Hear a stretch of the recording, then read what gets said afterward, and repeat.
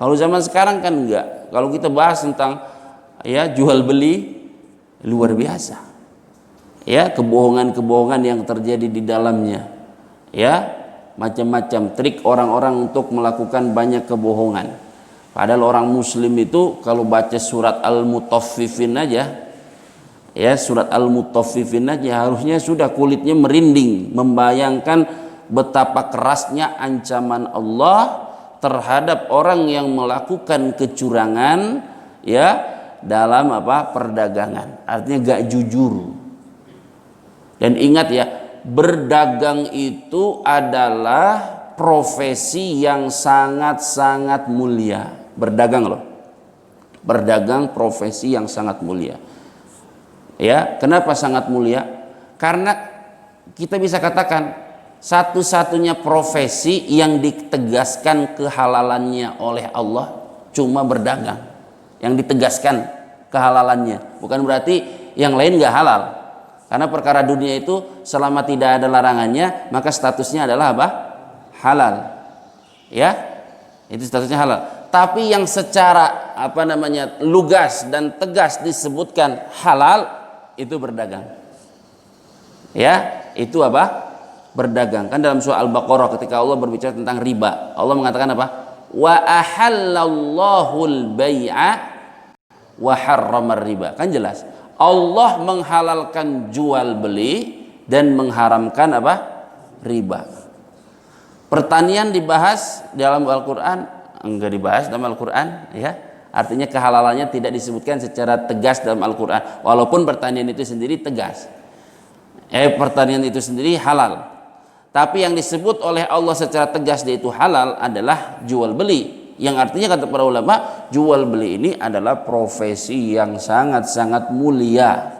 Bahkan dalam Al-Qur'an jual beli itu ya diungkapkan dalam bahasa yang sangat luar biasa. Orang yang berdagang itu dalam bahasa Al-Qur'an disebut sebagai orang yang mencari karunia siapa?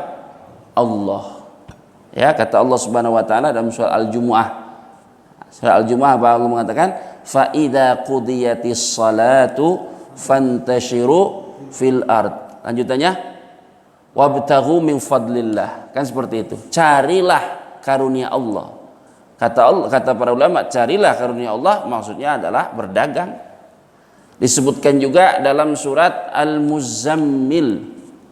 Bahkan pernah kita sampaikan di sini dalam surah Al-Muzammil kalau tidak salah, salat tahajud itu pada awalnya dahulu hukumnya wajib. Ya, pada awal zaman Rasulullah dahulu salat tahajud itu hukumnya adalah wajib. Tapi memberatkan kaum muslimin. Akhirnya hukum wajib itu Allah turunkan menjadi sunnah. Kenapa Allah turunkan wajib menjadi sunnah? Karena Allah tahu di antara hambanya, satu ada yang berjihad, dua ada yang melakukan perjalanan di atas muka bumi ini dalam rangka mencari karunia Allah, yaitu melakukan aktivitas jual beli, melakukan aktivitas perdagangan. Kata Allah wa akharuna yadribuna fil ardi yabtaghuna min fadlillah. Dan di antara kalian ada orang-orang yang berjalan di atas muka bumi ini untuk mencari karunia Allah, yaitu melakukan perdagangan. Karena itu sholat malam kemudian Allah mudahkan, tadinya wajib menjadi sunnah. Makanya Allah mengatakan faqra'u ma tayassara minhu. Nah, itu kata itu yang menunjukkan bahwa sholat tahajud menjadi sunnah.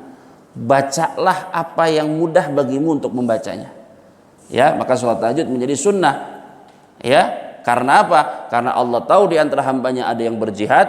Ketika di pagi hari atau di siang hari dia berjihad, maka malamnya kelelahan.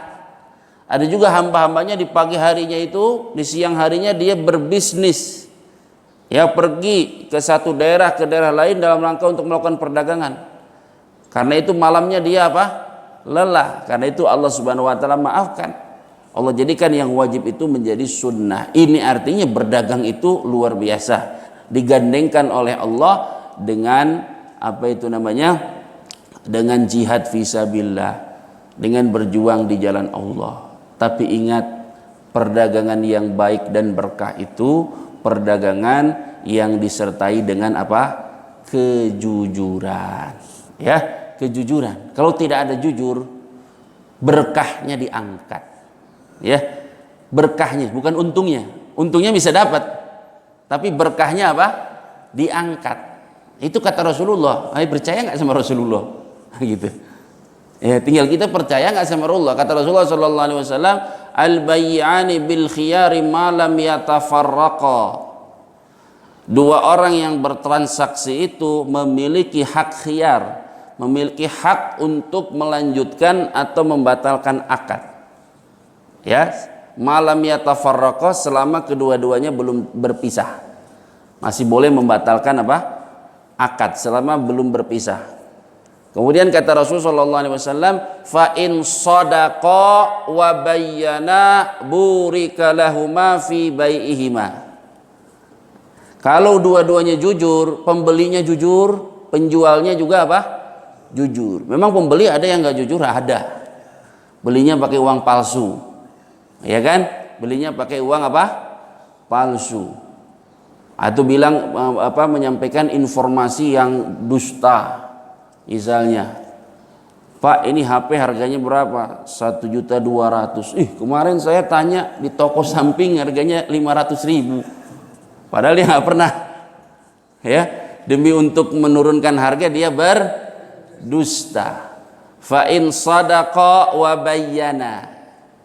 Kalau dia jujur kemudian dia menjelaskan, ya, ini handphone ini kualitasnya seperti ini. Memang dia bukan yang terbaik ya, tapi disesuaikan dengan harganya seperti itu. Ya, Pak, ini mangga hari kapan? Ya, ini 2 hari yang lalu. Ya, dan lain sebagainya. Itu bayyana, menerangkan, jelas. Ya, kata Allah subhanahu, kata Rasul sallallahu alaihi wasallam, burika lahuma fi bai'ihima. Allah akan kasih berkah itu dalam jual beli itu. Berkah itu apa? Kebaikan. Kebaikan-kebaikan yang langgeng, kebaikan-kebaikan yang menular, menjalar. Sedikit memang dia, misalnya untungnya sedikit tapi disertai jujur, itu lebih baik daripada untung besar di situ terdapat apa? Kebohongan. Karena orang muslim itu yang penting adalah keberkahan, ya, keberkahan. Jadi uang yang sedikit itu bisa bisa menciptakan banyak kebaikan-kebaikan dalam hidupnya. Ya, sebaliknya kata Rasulullah sallallahu alaihi wasallam, fa in kadzaba wa katama muhiqat barakatu bai'ihima. Kalau dia berdusta, ya, apalagi menyembunyikan misalnya itu barang ada cacatnya, ada aibnya, tapi dia apa? Sembunyikan, dia tutup-tutupi. Ya, mohon maaf, misalnya orang pedagang buah-buahan, ya, yang dia kasih untuk testernya yang manis, yang dia masukkan ke dalam kantung kresek pembeli adalah yang apa? Yang asam. Kan banyak seperti itu. Rasulullah juga pernah melihat seseorang pedagang, ya, menumpuk buah-buahan, di luarnya terlihat bagus. Rasulullah masukkan tangannya, ternyata di bawahnya, ya, terasa basah. Ternyata di dalamnya banyak apa? Buah-buahan yang apa? Busuk. Apa kata Rasulullah? Man ghasyana falaysa minna. Barang siapa yang menipu kami itu siapa? Umat Islam, saudara kita sendiri. Man ghasyana falaysa minna. Barang siapa menipu kami orang-orang Islam, maka bukan dari golongan kami. Bukan dari golongan kami, bukan dari golongan kami. Itu kata-kata harus kita harus betul-betul masuk ke dalam hati. Bukan dari golongan kami.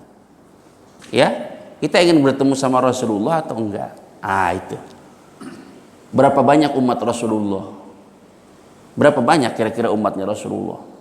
Jutaan, mungkin miliaran. Satu orang yang kita dekati di akhirat, bisa nggak kita dekati itu? Kira-kira bisa nggak kita dekati Rasulullah? Orang yang paling dekat Rasulullah tentunya adalah orang yang paling banyak mengamalkan ajaran siapa? Rasulullah. Ya, kalau orang yang paling banyak menyelisih ajarannya, ya berarti paling jauh lah. Bahkan nanti ada orang-orang yang terhalang untuk dapat minum dari telaganya siapa? Rasulullah. Itu orang-orang yang jauh dari ajarannya, orang yang mengubah-ubah ajaran Rasulullah Shallallahu Alaihi Wasallam. Jadi kembali lagi, kejujuran itu penting, termasuk kejujuran dalam beraktivitas, termasuk kejujuran misalnya dalam jual beli. Karena kalau kebohongan itulah yang mendominasi dalam sebuah masyarakat, maka itu menjadi bahaya bagi kita. Apa bahayanya? Ya, orang-orang akan mengalami apa yang kita sekarang sering sebut sebagai krisis kepercayaan. Orang nggak percaya. Ya, mohon maaf, kalau ada aparat, ya memang oknum ya, kadang-kadang oknum. Aparat itu melakukan katakanlah mohon maaf, pungutan liar, ya kan? Ada aparat, polisi lah katakanlah. Kalau dia melakukan pungutan liar misalnya, walaupun kita katakan bisa jadi oknum, ya kan seperti itu. Tapi kan masalahnya seragamnya, dia pakai seragam warna coklat, kan gitu. Ketika dia pakai seragam warna coklat, biasanya orang-orang pada umumnya yang kurang berpikir lebih dalam lagi, biasanya kan dia memukul rata. Dasar polisi, kan gitu. Dasar polisi. Berarti apa? Karena gara-gara ulah satu oknum saja, kepercayaan orang terhadap suatu lembaga menjadi hilang. Dan bukankah itu yang terjadi sekarang? Iya. Ya. Maka itu sebenarnya amanah. Makanya kenapa Islam mengatakan jabatan itu amanah? Karena ini prakteknya seperti itu. Kita melakukan kesalahan aja ketika kita melakukan tugas, dampaknya luar biasa. Orang udah nggak punya kepercayaan lagi. Kalau orang nggak punya kepercayaan, terus gimana? Kita punya kasus, ya, terus melapor, ingin supaya segera diselesaikan, dilakukan penyelidikan, kan gitu kan? Kan tidak sedikit orang mengatakan, Pak, ini kasusnya kalau ingin cepat dilakukan penyelidikan, udah Bapak bayar deh 100 juta, kan gitu. Banyak nggak seperti itu? Banyak seperti itu. Lah gimana rakyat nantinya mau percaya? Makanya kalau dikasih jabatan amanah. Kalau nggak amanah, ya kita menampilkan keburukan-keburukan, dampaknya luar biasa bagi masyarakat. Orang akan mengalami krisis kepercayaan. Ya udah bahaya kalau orang mengalami krisis kepercayaan. Demikian juga orang-orang yang berkecimpung dalam agama dan lain sebagainya. Ya, jangan kemudian ya melakukan tindakan-tindakan yang membuat orang menjadi tidak percaya, atau bahkan kita memberitakan supaya orang-orang tidak percaya dengan orang-orang yang memiliki ilmu dan lain sebagainya. Ya, kalau krisis kepercayaan itu sudah terjadi di masyarakat, ya maka orang sudah tidak saling percaya lagi, orang saling mencurigai, ya, dan lain sebagainya. Maka dari itu betapa penting yang namanya kejujuran. Maka dari itu sering saya katakan, ibadah dalam Islam itu adalah ibadah yang seimbang, balance. Ibadah yang benar itu dalam Islam adalah ibadah yang melahirkan keseimbangan. Bagaimana itu ibadah yang melahirkan keseimbangan? Yaitu adalah kita melakukan kebaikan-kebaikan dan ketaatan itu bukan dalam satu ranah saja, yaitu dalam hubungan kita dengan Allah saja, tetapi juga hubungan kita dengan siapa? Manusia. Ya, memang Rasulullah menegaskan kepada kita berbagai macam hal terkait dengan ibadah. Harus kita ikhlas dalam beribadah kepada Allah. Jangan kita melakukan kesyirikan dan lain sebagainya. Itu bagus. Hendaknya kita melakukan sholat, hendaknya kita beramal saleh, hendaknya kita bangun malam, hendaknya kita berpuasa, apalagi hendaknya kita memperbanyak zikir. Tapi ingat, ibadah bukan itu saja. Ibadah ada ruang lainnya, yaitu berbuat baik kepada siapa? Manusia. Ya Allah, kepada manusia. Bahkan saya bisa katakan bukan kepada manusia, kepada makhluk. Kalau manusia hanya jenis manusia saja, tetapi juga kepada siapa? Makhluk. Kepada makhluk termasuk apa? Binatang. Coba diajarkan sama Rasulullah, binatang, kepada hewan. Kepada hewan. Jangan melakukan kejahatan kepada hewan. Kepada hewan aja nggak boleh, apalagi kepada manusia. Ya, Rasul kan pernah menasehati anak muda dari kalangan Ansor. Kenapa? Karena ontaknya, kalau boleh kita istilahkan, ontaknya pernah melapor kepada Rasulullah. Melapor, ontaknya nih ngelapor kepada Rasulullah. Jadi Rasulullah masuk kebun, terus tiba-tiba ada onta datang menghampiri Rasulullah. Onta itu menangis. Onta menangis.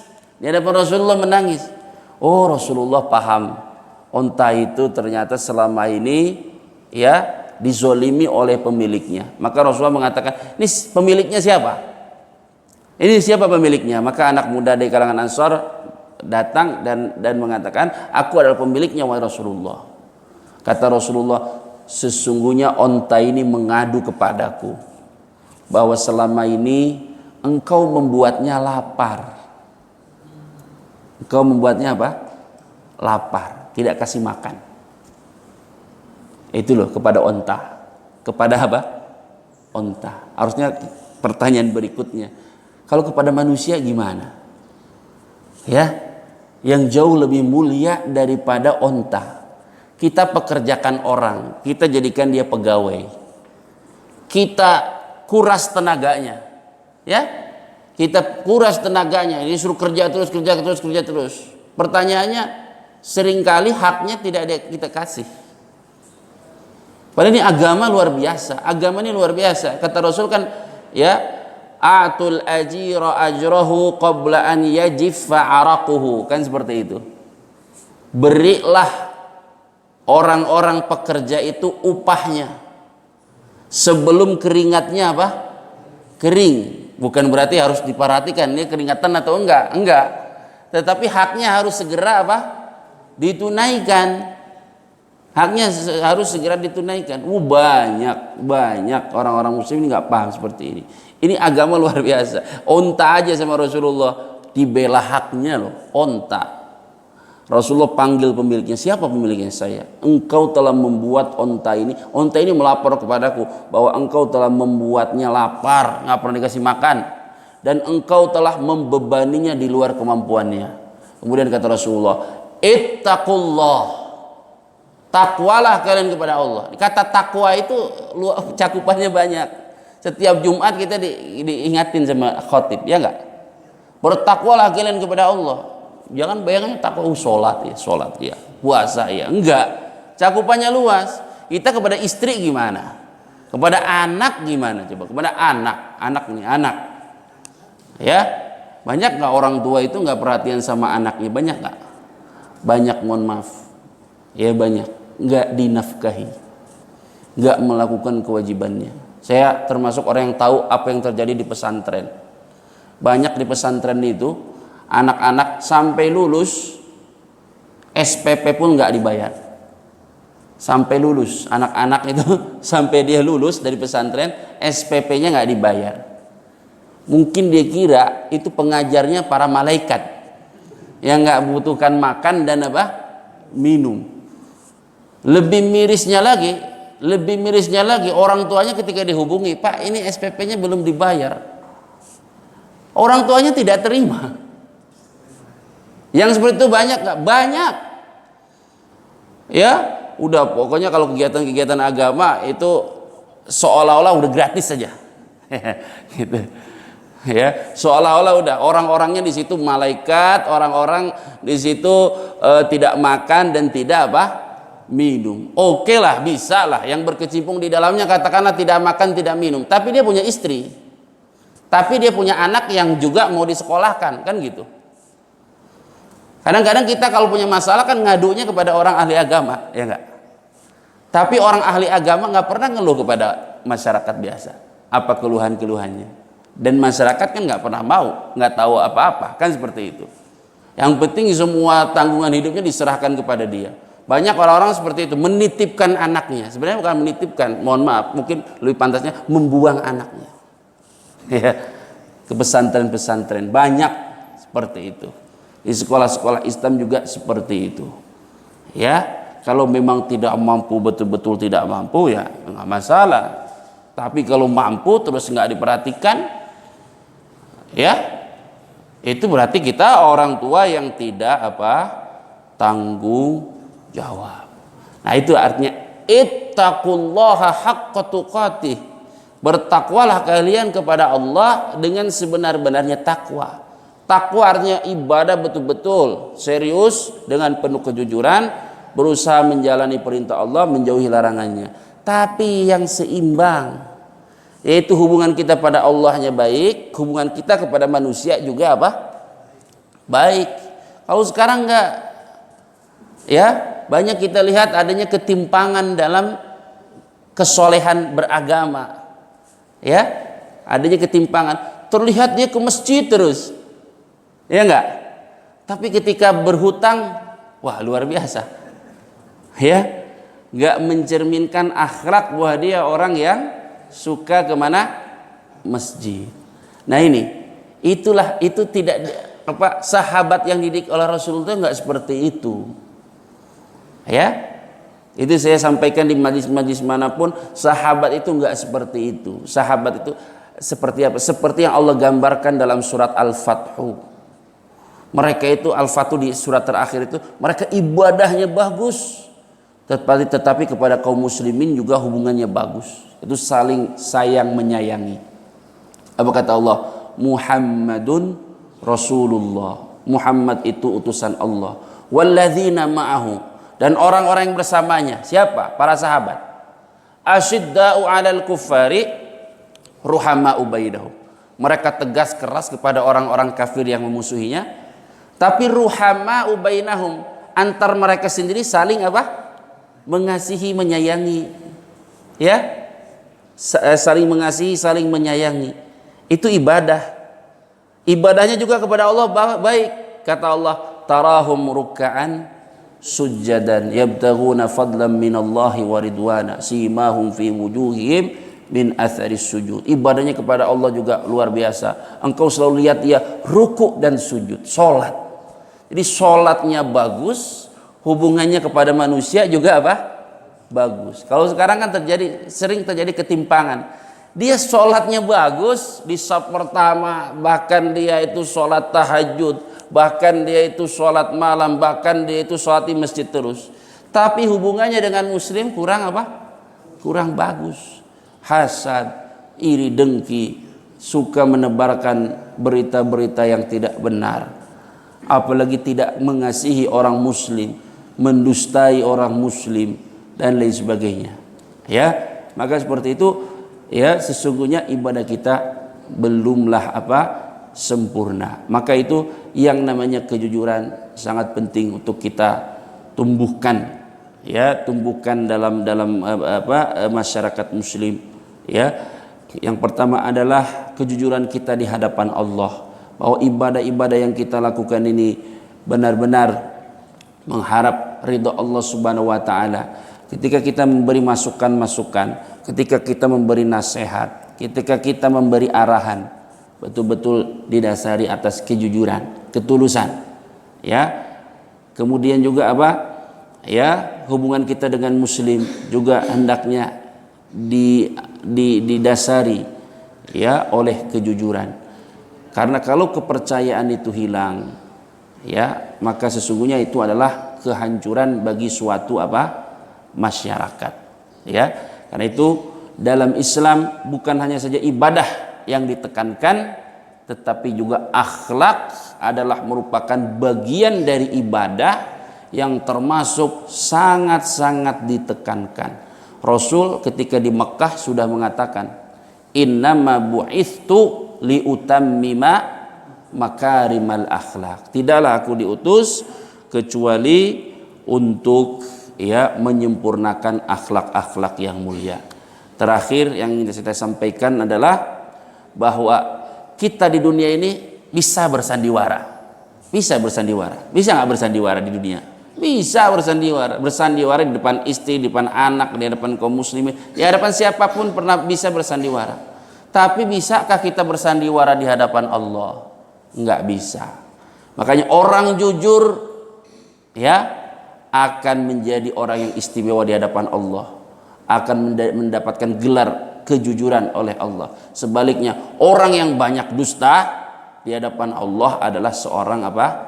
Pendusta. Wal iyadu billah. Ya, yang menjadi musibah besar bagi kita adalah ketika kita mendapatkan gelar yang buruk bukan dari manusia, tapi gelar yang buruk dari siapa? Allah Subhanahu wa taala. Yang di tangannya segala hal yang kita butuhkan, kehidupan kita, surga kita, akhirat kita, dan lain